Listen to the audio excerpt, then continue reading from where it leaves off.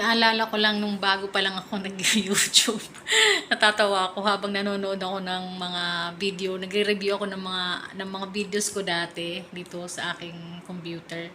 Napanood ko or nakita ko yung pinaka first na upload ko talaga dito sa YouTube sa YT. Natatawa ako, guys. 6 years ago, gumawa ako ng YT channel, itong aking Bisali TV. Ayan, tandang-tanda ko yan, 6 years ago pa. It was like pandemic noon nung gumawa ako ng YT kasi itong anak ko talaga yung nag-ano sa akin, nagsabi na, Mi, bakit hindi ka gumawa ng channel sa YouTube since pandemic naman wala kaming magawa at saka talagang wala na mga kabuhayan, hindi na tayo pwedeng lumabas. Kaya wala talaga tayong choice kundi magstay sa bahay at yun ang nakita naming way para hindi kami mabagot sa bahay. Total may internet naman. Buti na lang talaga may internet, no. Yun, doon nagsimula itong aking YT channel na hanggang ngayon ay nandito pa rin, sa awa naman ng Diyos, nandito pa, nag-i-exist pa rin yung aking YT channel at napakarami na talagang nangyari dito sa aking channel na to. Na-demonetize, na-money ulit, tapos na-demonetize na naman ulit, tapos eto na naman ako ngayon, nagbabalik-balik guys at nagla-live-live, ganyan. Sobrang dami na rin ng mga naging kaibigan ko dito na ngayon ay hindi ko na sila masyado nakikita ngayon dito sa YT. Yung mga nakikita ko na lang nagla-live para mga bago na rin. Meron man akong mga lumang mga kaibigan dati na nagla-live din kasabay ko noon, is mga ilan-ilan na lang din naman guys, nandito sila at nakikita nila at natutuwa sila na nakikita na naman nila ako ulit. Kasi guys, dati sa mga bago kong kaibigan, mga bagong subscribers ko dito sa YT channel ko na to, napaka-active ko, as in talagang sa isang araw siguro 3 beses ako nagla-live, ganun ako ka-active. Kasi guys, pag monetize na kasi tayo, kailangan lalo pa nating sipagan yung ating pagwa-YT dati.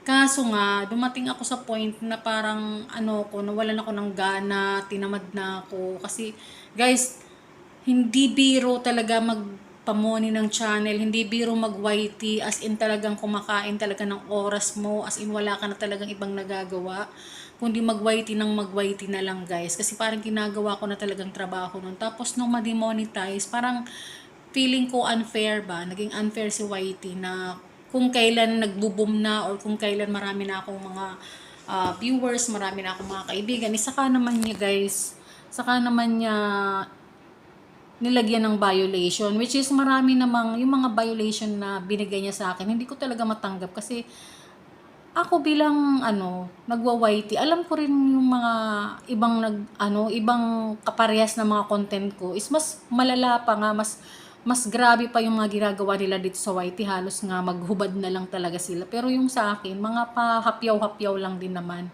Meron naman akong meron naman akong isang video talagang matindi, pero inano ko yun. Nilagay ko yun sa 4 members lang, hindi yun naka-public. Pero ayun, pinalo pa rin ako ni YT. So by the way, ayan, napalayo na yung ating kwento. Ito, papakita ko sa inyo guys, grabe, as in sa mga bagong YouTuber pa lang, hindi nyo talaga alam kung hanggang saan ang mararating nyo dito sa YT. Ako talaga wala akong ka-idea, as in wala talaga akong alam.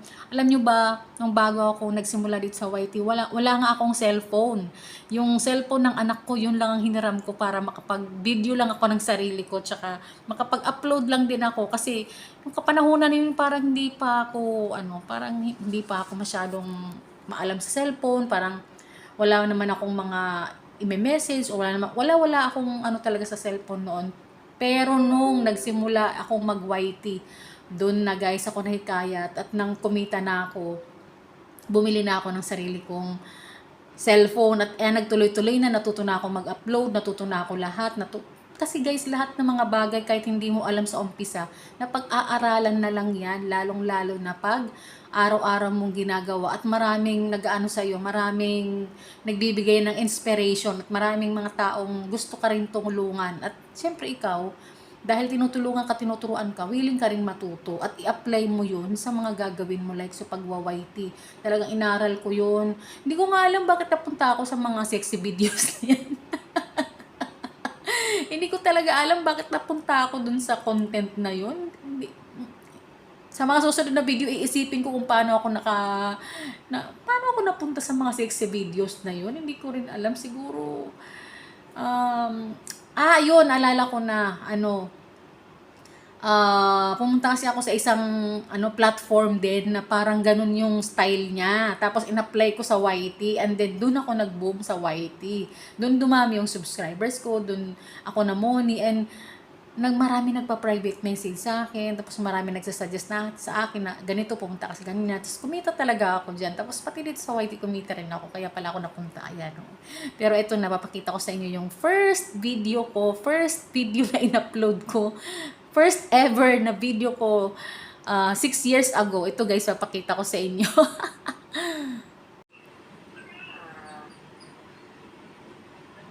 Ito po yung aking first vlog. Sa totoo lang po, hindi ko po masyadong alam kung ano po yung content ko, pero gusto ko lang po talagang mag-vlog. So pagpasensya na po yung aking video kasi ito po yung first time ko. Sana marami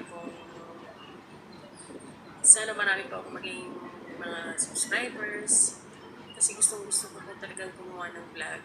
Yun nga lang po, hindi ko alam kung paano ko siya sisimulan. Tapos ngayon, naisip ko lang, hinarap ko lang yung cellphone ng anak ko kasi dun wala pa akong gadget na pwede kong gamitin para sa aking first vlog. So pagpasensyahan mo muna kasi hindi pa ito masyadong maayos. Kahit nga mag-edit, hindi ako marunong. So, hayaan nyo sa mga susunod na vlogs ko baka medyo maayos na. So ngayon, maikli pa lamang itong vlog ko. Kaya pagpasensyahan nyo muna mga kabeshi. Sana magustuhan niyo yung aking magiging content para sa aking vlog. Hindi ko naman may papangako kung magiging perfect ito or magiging maayos. Pero for sure, magugustuhan niyo naman kasi yung aking magiging mga content, kapag-kinabang din naman para sa inyo. Yun lamang po. Magandang umaga po sa inyo lahat. So, ayun guys. Yan yung first video ko. First upload ko talaga dito. Alam niya ng mga alam niya ng mga lumang mga kaibigan ko na yan ang pinakauna kong video. Yung mga unang-una talaga nakilala ko dito sa YT. Yan. Pag may mag-comment dito guys, yung mga pinakauna kong kaibigan. Tapos, familiar sa inyo or napanood nyo yung unang-unang video ko 6 years ago yung aking video na yan. So, 'di ba, hindi mo talaga akalain na hahantong akong ganitong katagal dito sa YT. Pero yung 6 years ago na yan, like mga 2 years, natigil kasi ako. Like, hindi ako masyadong active niyan, lalo na nagtrabaho ako, tsaka yung umalis ako ng bansa. Yan, hindi na rin ako naging active. So ngayon lang na lang din ako bumabalik-balik dito sa YT kasi nga guys, nanghihinayang talaga ako. Tsaka since na nandito naman yung aking channel, napakaswerte ko pa nga at hindi naman dinidelete ni YT. So ibig sabihin, pwede ko pang ipagpatuloy ito. Ayan, kasi kukumpara ko yung sarili ko sa mga ibang mga kaibigan ko na talagang dahil nagka-violation sila dati, talagang dinilit yung mga account nila ni YT. Pero yung sa akin naman, nandito pa, nag-i-exist pa. So, ibig sabihin, pwede pa natin ipagpatuloy at pwede pa natin ipamoni ulit. So, ayan guys. Thank you so much yung mga umabot dito hanggang dulo sa aking video guys. Para mapamoni ko po ito, kailangan ko ng WH. Baka mayroon po kayong mabubuting loob, lalong-lalo na yung mga nasa ibang bansa, US, Japan, kasi malaki yung value ng WH dyan. Ayan, sana ma-play nyo ako para ma-money ako ulit at makapag-reapply. So, ayan lamang for today's video. Natutuwa lang ako dun sa pinakaunang upload ko talaga. Kaya ako yung video ngayon. So, ayan. Yun nga pala, guys, magla-live na ako everyday. Sana mapanindigan ko na yan hanggang pag-uwi ko ng Pilipinas. And, sa lahat po ng mga magsusupport sa akin ulit, maraming salamat guys, and abangan yung ating mga live streams, aking mga subscribers dati. Ayan, magla-live na po tayo ulit, and ayan, abangan po natin yan. Thank you so much guys, and welcome back sa ating lahat. Bye bye, thank you.